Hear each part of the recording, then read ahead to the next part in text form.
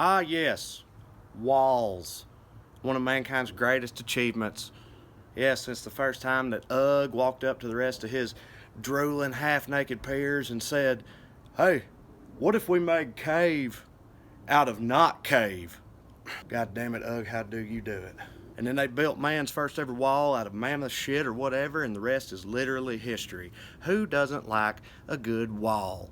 And I don't know you smartasses commenting about Princess Di or Dale Earnhardt or nothing. We all know, okay, but there's exceptions to every rule. But for the most part, people like walls. But not all walls are created equal. Some walls are stupid and unnecessary, and the favored machinations of a shrunken, diseased mind. And of course, the world's foremost shrunken, diseased mind, our president, has got his blackened heart set on a wall of his own. Yes, Trump wants his wall, and he's willing to tear this country apart to get it. But why? Why does he want it so bad?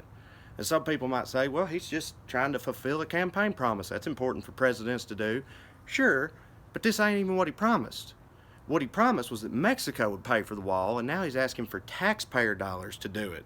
Which to me is sort of like if I promised my kids that their uncle was going to give them a PlayStation for Christmas, and then when they woke up that morning, I just handed them an invoice for nothing and slapped them in the face. But also, that implies that Trump gives a shit about promises. When has anybody ever said that about him? Dude, Trump treats promises like he treats poor people. He uses them to get what he wants, and he forgets they ever even existed again.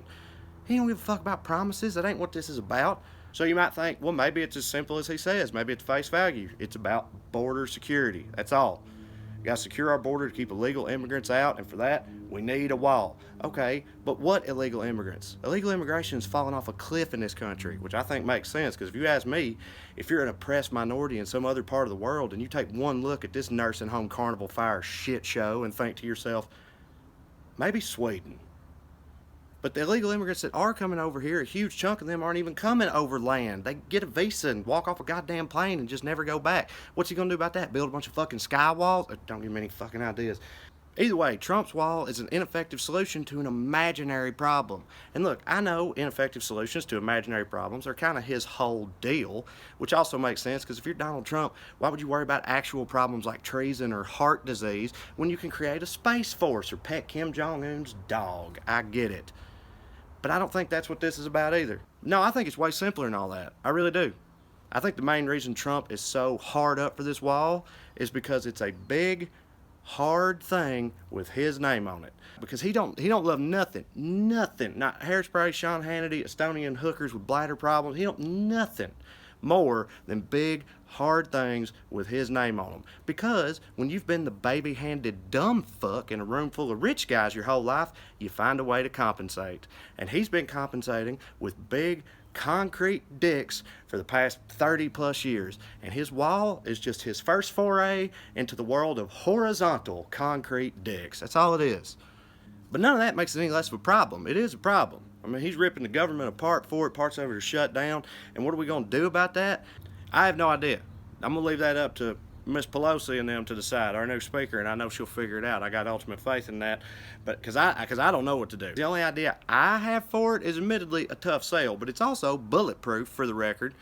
My idea, you want to get rid of Trump's wall, is somebody needs to convince Barack Obama to come out as firmly pro-wall. Did you have Obama come out publicly and emphatically, enthusiastically support a border wall? Dude, you'll never hear Trump say the word wall again. He'll refuse to even be around walls for the rest of his presidency. He'll take all his meetings on boats and golf courses and shit. And maybe, if we're lucky, he'll get so insane in his avoidance of the evil, liberal Obama scourge of walls that he'll just end up going and living with Putin's bears in Siberia somewhere. So, that's my idea. I don't fucking know. Either way, Happy New Year. Thanks for listening. I'll see you next time.